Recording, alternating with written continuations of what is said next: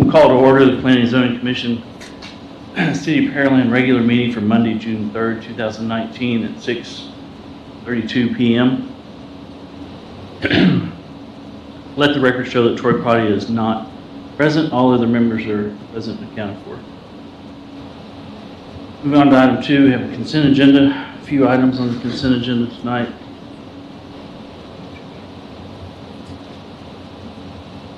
Have item A, consideration possible action approval of minutes and excused absence.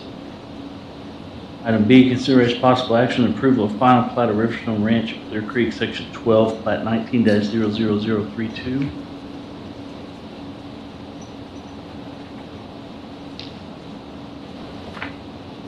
That completes the consent agenda items. Does anyone wish to remove any item from the consent agenda? Hearing none, do I hear a motion for approval of the consent agenda? So moved. Second. I have a motion and a second. All those in favor signify by raising your right hand. Motion passes 6-0.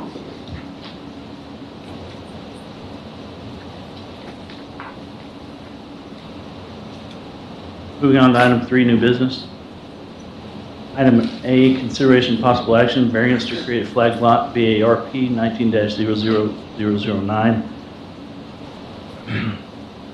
This is a request by Roger Garza of Kimley-Horn, the applicant on behalf of Pearland Town Center LP owner for approval of variance permitted in section 2.6.1.1 B1 of the Unified Development Code ordinance number 2000T to allow for approval of creation of a flag lot within the Pearland Town Center planned unit development described below 1.89 acres out of lot 23 for replat of Pearland Town Center. General location is 11,200 Broadway. I hear a motion for approval. Second. I have a motion and a second. We have staff report. Good evening. This request, as stated earlier, is for approval of a flag lot located at 11,200 Broadway in the Pearland Town Center development. And the purpose of this is to create a plat in a PUD zoning district. Staff does recommend approval of the requested variance because it meets the criteria of approval found in the UDC for a variance request. This map shows the two areas, one outlined in red and one outlined in blue. Pardon me. The area outlined in red is the parent tract, and the area outlined in blue is the proposed lot. The interesting feature of this proposed lot, there is a small extension to the west, which is part of the parent tract, and that will be included with the future plat of this irregular shaped lot in order to avoid creating a orphan portion of the existing lot. So it does have that little extension to the west, which is basically well, it consists of a driveway. This again shows the applicant's proposal for the proposed lot, and circled is that small extension to the west included in the flagpole of the lot. This slide here shows the crosshatch area that the applicant wishes to develop for a future business in the Pearland Town Center. And this is the current plat of the Pearland Town Center. As you can see, the parent tract is quite a large acreage of land consisting of the core of the Pearland Town Center. And that concludes my presentation.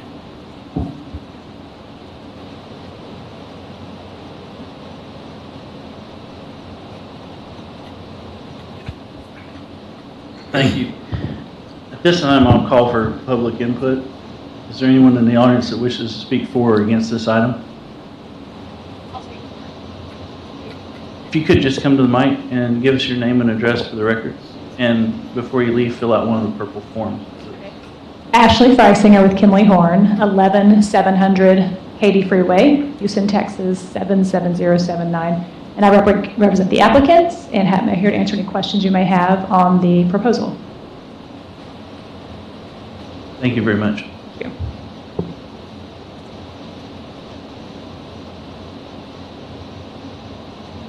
Commission have any questions or comments on this one?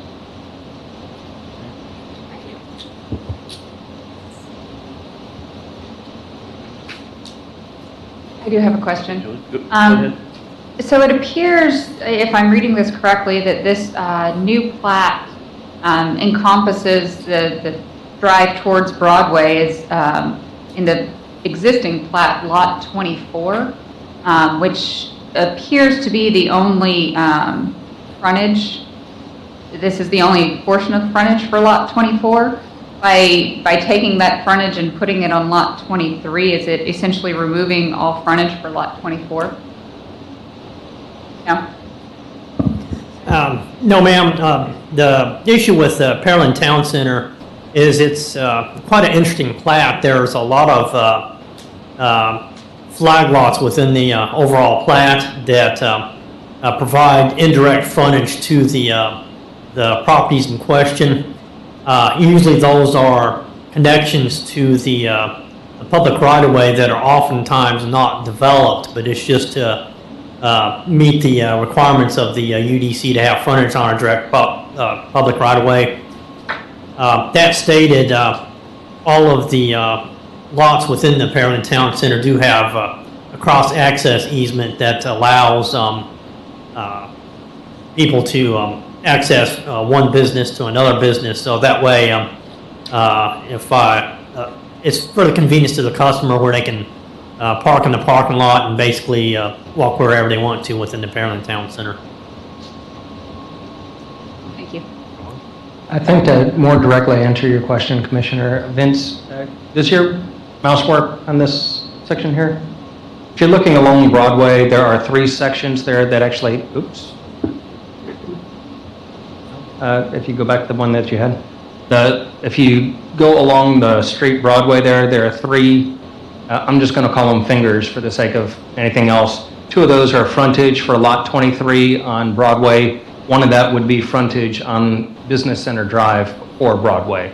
So lot 23 still has access to public streets from at least 3 different areas with their flags.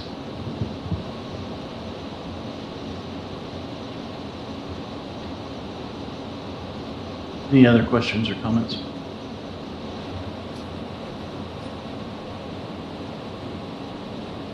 Hearing none, all those in favor signify by raising your right hand.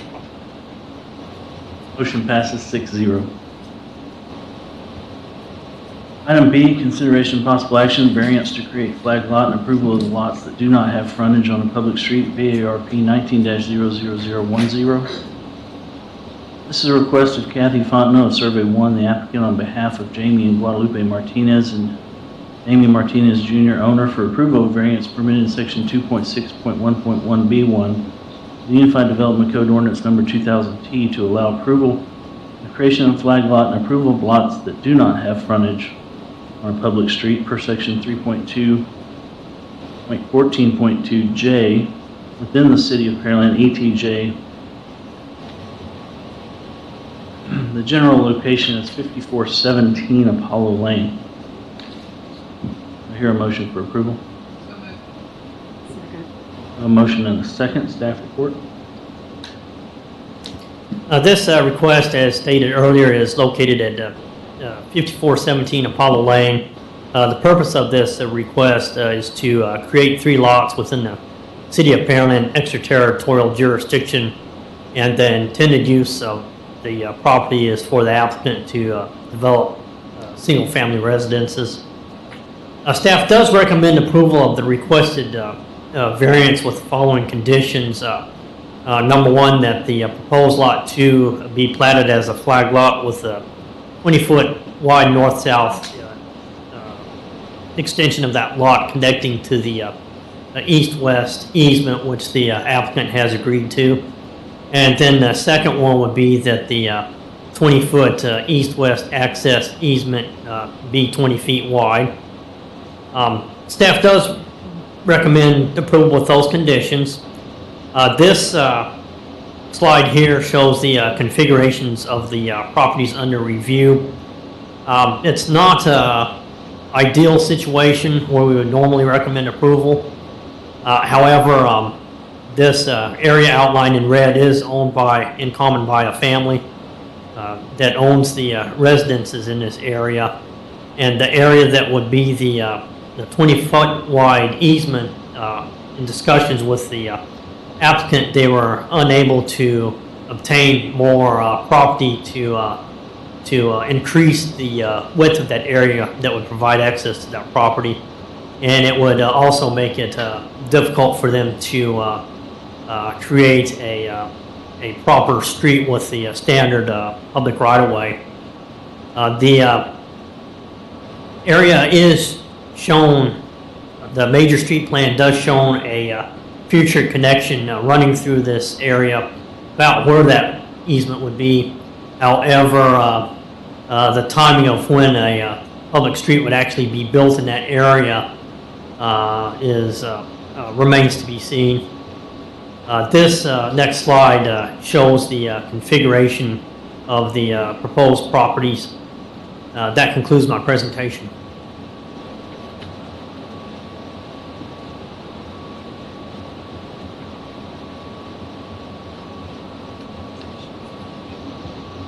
At this point, I'll ask for public input. Is there anyone in the audience that wishes to speak for or against this item? Is there anyone in the audience that wishes to speak for or against this item?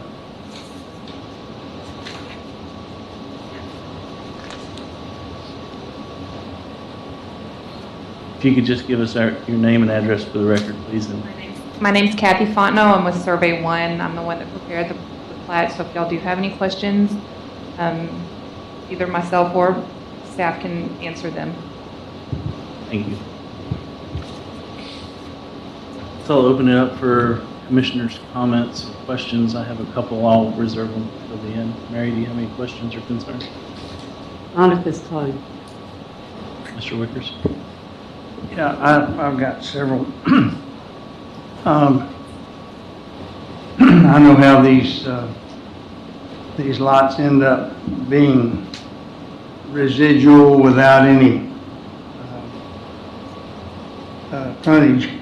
I guess I understand that this is in the ETJ, and I don't know what the history has been as far as the city enforcement of subdivision regulations in our ETJ, but I do have issues with a flag development like this with a 20-foot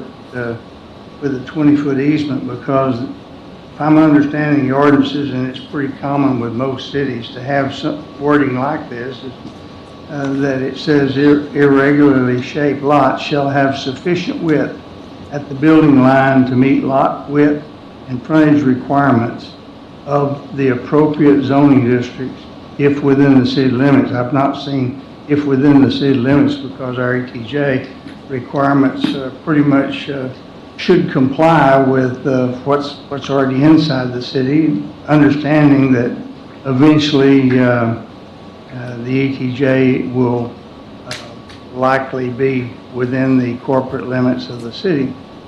So I guess I don't understand how, number one, how they acquired the first 20 foot and when they acquired it, and when all of this subdivision of land took place. Possibly we could have some explanation from the representative in the audience on how this transpired to the point that it is today. I know it was originally the property owner of Lot 1, what would be Lot 1, that was his property, his overall property. I don't remember exactly when he purchased it. I do know that it's been maybe 10 years or so that he's had it. He then granted that 20-foot access easement. Keep pointing. 20-foot access easement that's up there, that was included in his property that he bought. I don't know why it was sold like that.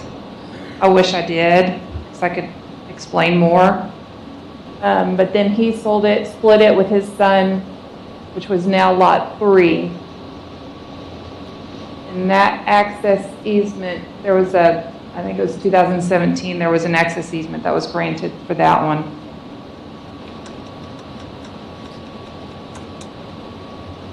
So this is all one family that owns It's all of one the family. lot? It's a grandfather, a son, and a grandson. I think There are 2 homes already on the property. can't see it very well in the picture, but the satellite image shows that there's a much newer home, an older home, and then they want to build, obviously want to build a third home on the newly created flag lot.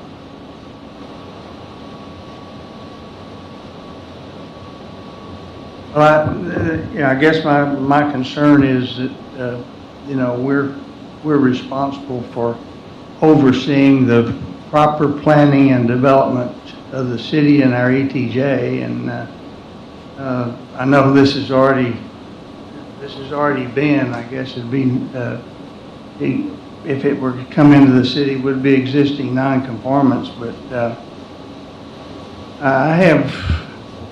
I guess I have real issues with this sort of thing, so it's my comments. I'm not sure how I'd vote.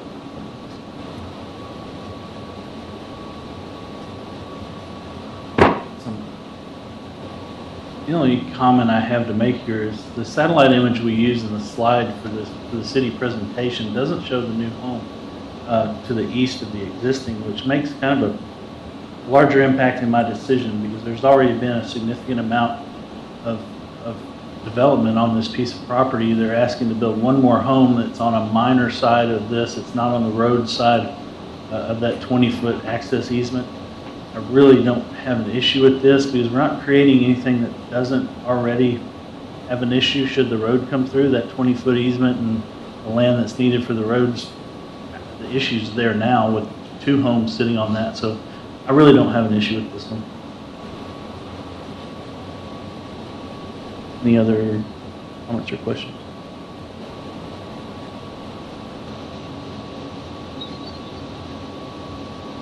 Hearing none. Staff did have 2 recommendations. If you could back up to the slide with the recommendations.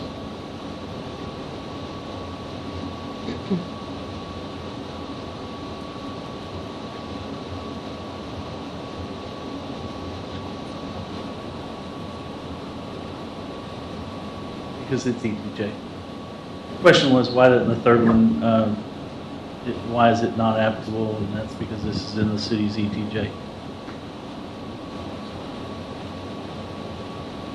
Who made the original motion? Did you make? Do you want to? I believe Ms. Cade made the original motion, seconded by Ms. Starr. As there is a motion and a second on the floor, in order to vote with staff conditions, we'd have to amend that and include those conditions. Chair wishes to amend the original motion to add staff comments 1 and 2. Do I hear a second? Second. Okay, so we have a motion and a second on the floor to amend, adding staff comments 1 and 2. Is there any discussion on these? Hearing none, we'll vote on the to amend. All those in favor signify by raising your right hand. Motion to amend passes 6-0. So we have an amended motion on the table, adding staff comments that Lot 2 be platted as a flag lot with the 20-foot wide north-south easement included in the lot, and that the 20-foot east-west access easement be 20 feet wide. Is there any further discussion on this item? Hearing none, all those in favor signify by raising your right hand. Those opposed? Motion passes 4-2.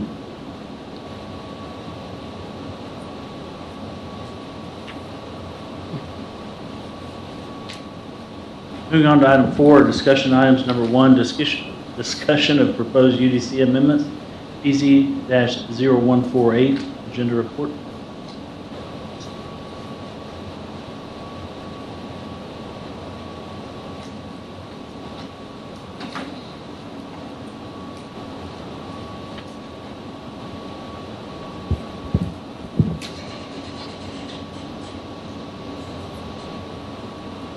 All right, as requested, y'all received the report that had 2 attachments with the Unified Development Code, Chapter 2 and Chapter 5 outlined for y'all with the proposed land use matrix changes. I figured since those were kind of the most dense and the most well-drafted that I had provide with y'all, I'd go ahead and share that.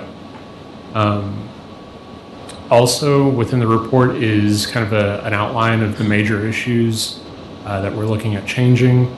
It's very similar to what was within the letter that summarized the UDC committee report, but it did add the language to amend patios and roof overhangs within Chapter 2 and to revise and replace Divisions 2 and 3 within Chapter 4, which primarily deal with landscaping.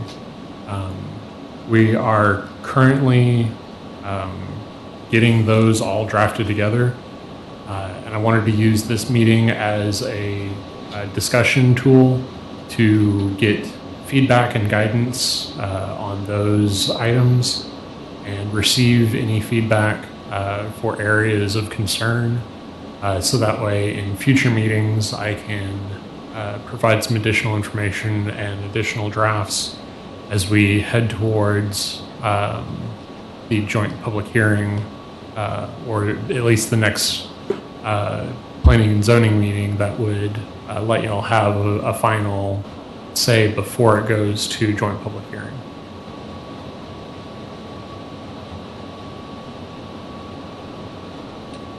So with that, it's primarily a discussion item.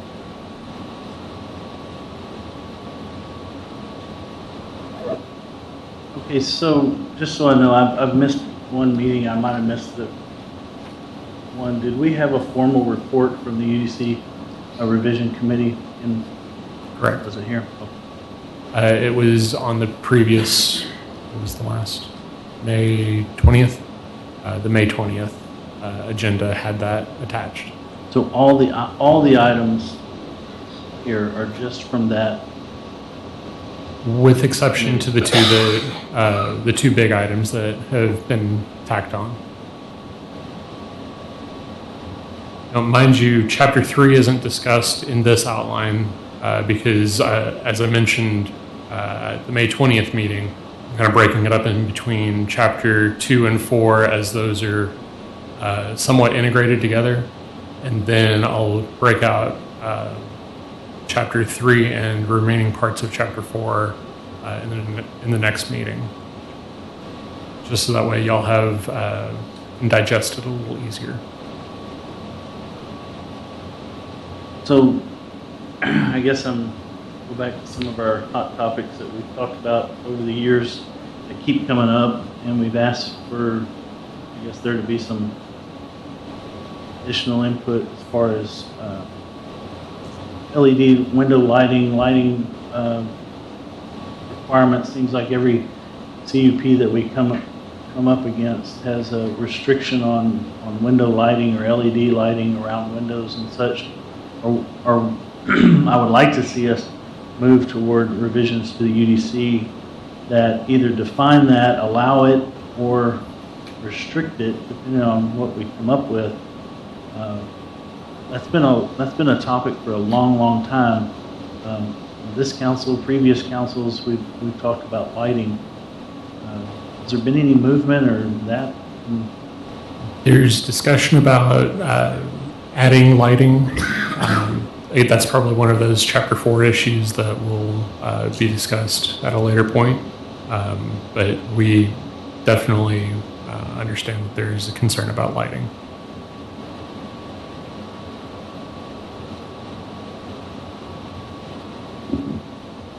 Commissioners have any questions or comments on this? Want to add? Mary? Since I'm trying to do this from memory, do you have a copy that you could put up on the computer, on the screen?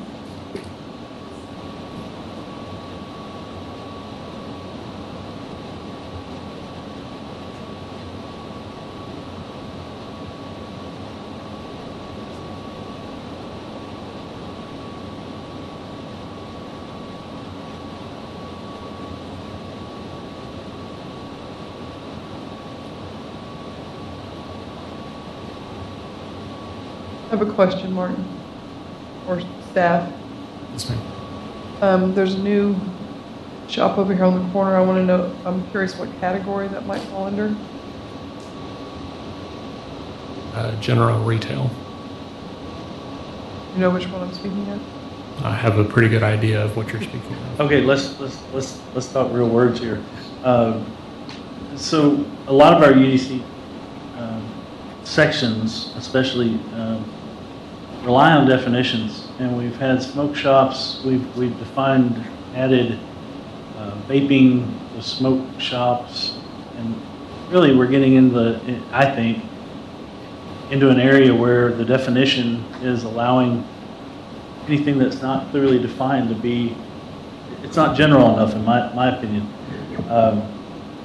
So the issue before the commission is smoke accessories thrown in with smoke shop or tobacco stores when you really don't ever see a tobacco store. I mean, I think we probably have a gas station that really is the only tobacco store we have in Pearland because of the size of it. But the thing that the public seems to have an outcry out is the smoke shops with the, let's not mince words.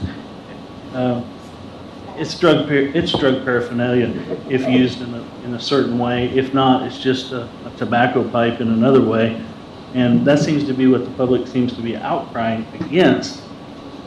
When we were talking about vape stores and vape lounges, really aren't defined. The smoke shop, it's a different definition. When you go to the places, a vape store, vape lounge is really its own defined product. Anything that sells vape products, yes, that kind of goes along the line of a tobacco product or tobacco alternative product. But the other items is what people have issue with. I don't know that there's a good answer here, but I know there's certainly enough public comments in that, both online and in person, that people don't like it, but there doesn't seem to be a good answer to how to restrict it. And I've heard some discussion on ordinances and all this. Either it's something we want to look at regulating the UDC or just allow it and let it be. But I would hate to be in between and have something out of definition. Like the CBD oil places, they seem to be popping up everywhere. Legality of CBD oil is dependent on a fraction amount of THC that's in them or some business like that. I'm not going to pretend to know, but it seems the public has an outcry over that business and we don't know a whole lot about it. We'd hate to restrict something just because you don't know something about it. Then again, we need to have some education from staff and others to be able to think forward and not react, because we get in trouble in the city, in the commission, when we react. And then we're behind. We were behind on the massage parlor thing. We were behind that issue. We need to be in front of things, or just allow them, period. I mean, we gotta make that call, but having something in between and then always revising the definition, it's kind of, it wastes a lot of time. I'll be quiet, listen to others. To have something like that, just allow it to open unregulated, and we don't know that much about it. I mean, do we? That is not general retail, in my opinion. I think something like that we need to have a category for and answer for. And as he said, smoke shops, vape shops, tobacco shops are not all the same thing. And bongs or drug paraphernalia, I think is what he said, I'm sorry. They'll belong in vape shops. That's not what those are used for. And they're not used for tobacco either. Those need to have distinct categories for each thing. And as times change, I'm sure the UDC has been updated over and over again to add things. as times have changed, and it needs to be again, I think. That's my opinion.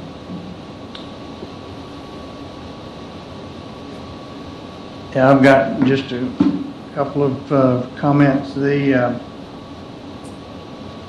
I'm glad to see the prohibition of parking in the front yard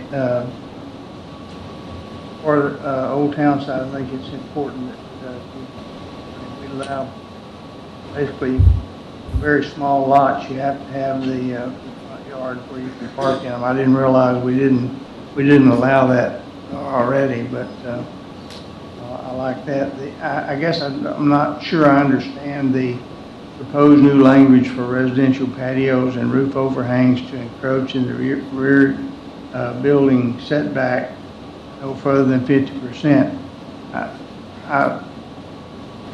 I guess I understand maps and pictures better than I do words, and I wondered if y'all have any drawings of how this would come into play as an ordinance. Sure thing. So typically whenever we see the best way of finding amendments to the code is you check your zoning variance logs.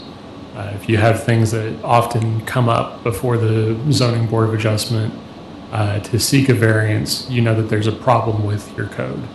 The problem with the code right now is that, which this is trying to fix, is that people want to extend their patio or to create a roof overhang in their backyard, so that way they have a shaded area and something that's architecturally similar to the house. With the way the code is currently written, you can, if the rear building setback is 20 foot and your builder built the building at the 20-foot setback, you essentially you can't make it a part of your building for fear that you come in a future date and wall in that new section. So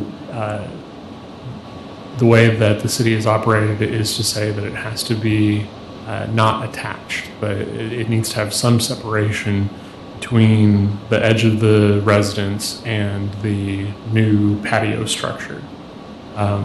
What we're proposing is that we allow that roof overhang to encroach into the rear setback up to, say, if it's, and it's different depending on which residential category we're talking about, which is why I put it as a percentage. But to say, if it's a 20-foot setback, you allow it to go up to a 10-foot line. If it's a 25 setback, then you allow it to go up to 12 and a half.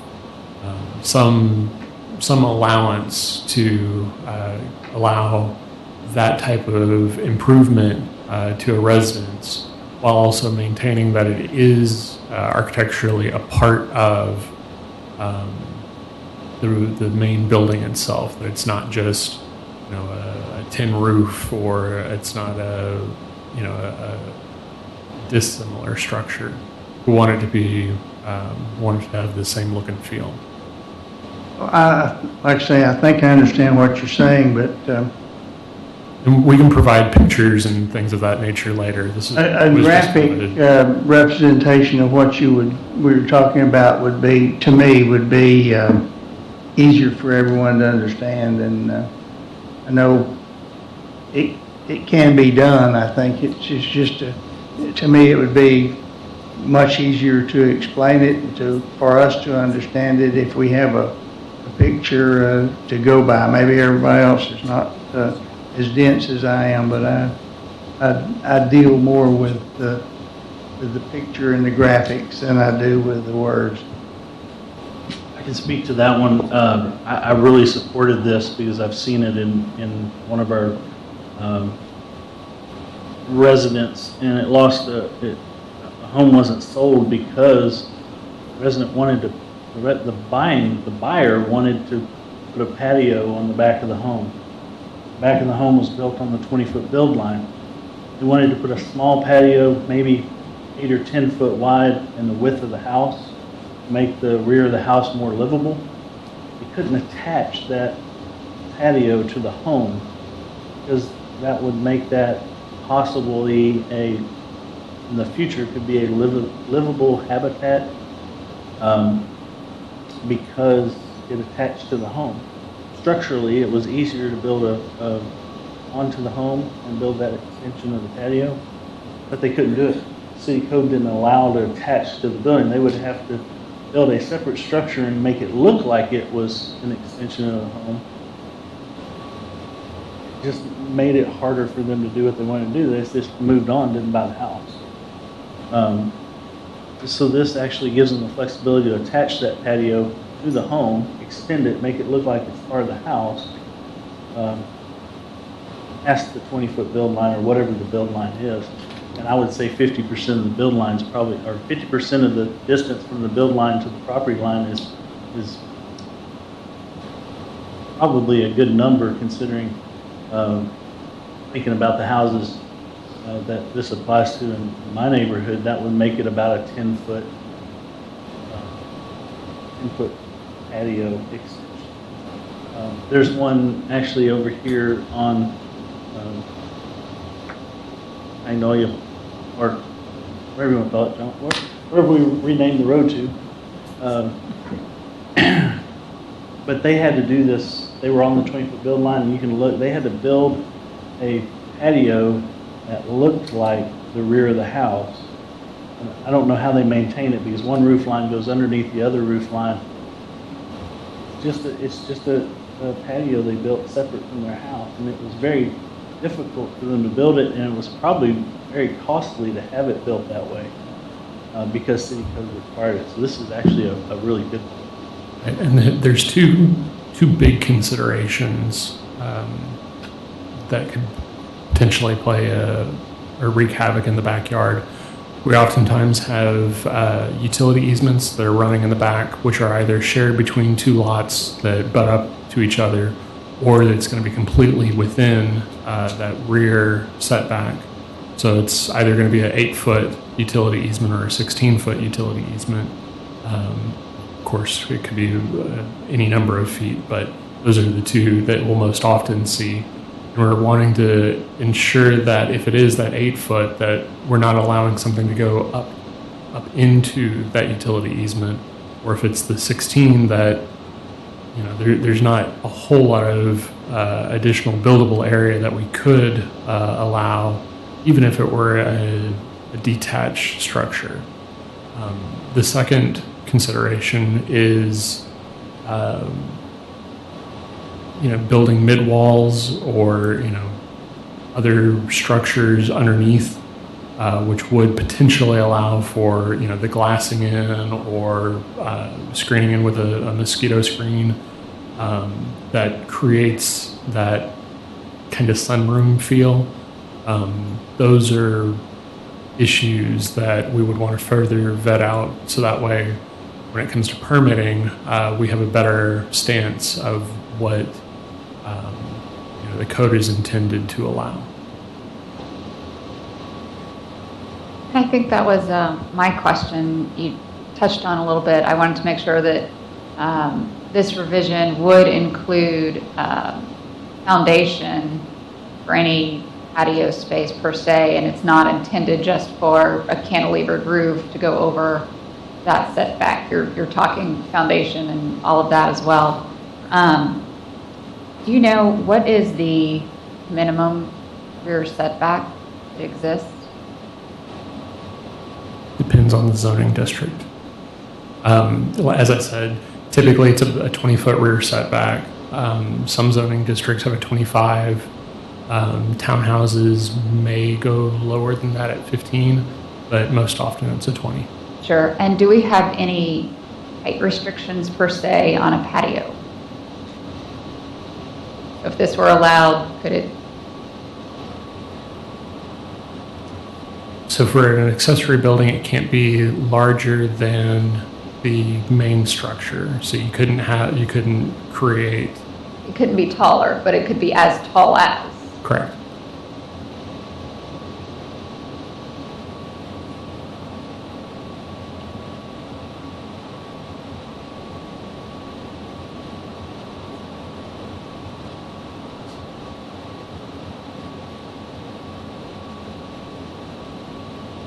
Any other input from commissioners?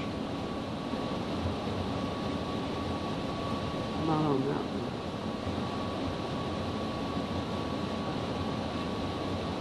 one. One I was having, when I was looking at the new matrix, I don't know if we're ready to do that. I just thought there was an awful lot of CUPs that maybe we could get down on them instead of, almost looks like we're increasing them. We're increasing, correct? We're just literally taking Changing the old format. format and putting it into a more easy to follow format. But this is But definitely. it is easy this to is- follow, that's for sure. This is definitely a time that I'm assuming council would want input from the commission when this comes before us in the formal version to recommend any changes to Cs and blanks and what have you in the document. I've always said all along, this is our time to go through it. If this commission sees any items they think need to be cleared, a C is taken away or a C added in any district, this would be your time to put it before us and look at it. I'll have a list. We will bring this to the next meeting just as a continuation of the discussion, just so that way there was concern about getting too much information at once and not having enough time to digest it. I wanted to get it early so that way we could have the full discussion. And I think a lot of people will appreciate the new format. Affordable. One thing to keep in mind is that when we were drafting this, it does not include all of the spectrum district, so it will look slightly different by the time it comes to us officially. Since we thought we were going to have the timing to change out the spectrum into Lower Kirby, and there are a lot of moving parts. Any further comments? No? Commissioners' activity report, item 2. Anyone?